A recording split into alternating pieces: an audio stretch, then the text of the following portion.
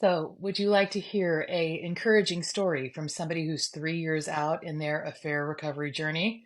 Let's look at this one. Dr. Kathy, we are 3 years post D-Day. I will never ever forget, but our relationship now has never been better. It's been a hard journey. It's not for the weak. Definitely not. I have forgiven, but betrayal has imprinted me. For sure. For sure. Thank you so much for sharing this. So, it's absolutely a hard journey. And there's, nothing weak about you if you decide to rebuild from the relationship being, kind of torn down to the foundation and having to rebuild this entirely new relationship house, right? So many people think, oh, if my partner cheats, I'll just leave. The thing is, when you're saying that, way back when in the past, what you don't realize is that once this happens, you still love them, right? You haven't fallen out of love with them. You still love them. They are your whole life, or at least a very big part of your life. And it's not just about you, it's about your family, it's about your extended family, it's about your kids, it's about your work, it's about so much.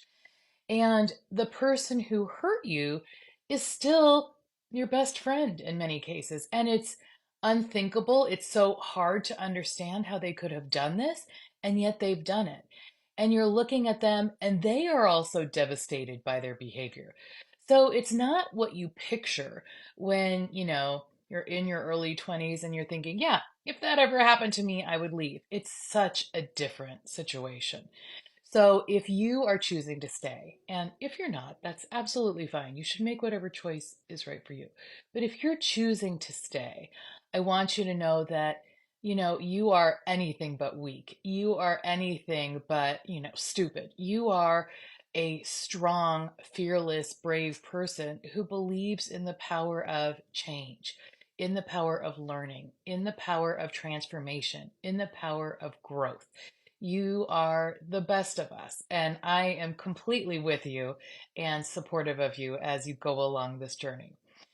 Research shows us that about 21% of men, and this is based on a long-term and pretty representative sample in the United States, 21% of men and about 13% of women will have an affair in their committed relationships at one point or another.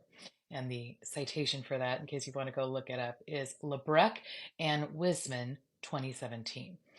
So affairs are common. They are much more common than people realize. And what this means is there's tons of people surrounding you who have experienced infidelity. Some of those people have chosen to leave, and no shame to them. Everyone should have the right to do what is right for them. But a lot of them have chosen to stay. They just don't talk about it.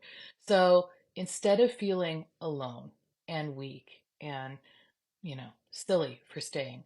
I want you to picture yourself surrounded by this invisible army of people who have been through what you are going through and have found a way through it.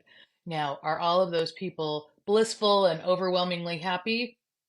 Probably not, but some of them are. Look at the comment we have here. And, even this commenter may not be, the happiest they've ever been, but certainly what they're showing is healing is possible, recovery is possible. You can be imprinted, you can be changed by the event, and still go on to forge a happy new relationship. So believe that you can, and you can. And I'm going to be here with you every step of the way. Big hugs to you. And thank you so much for sharing this comment.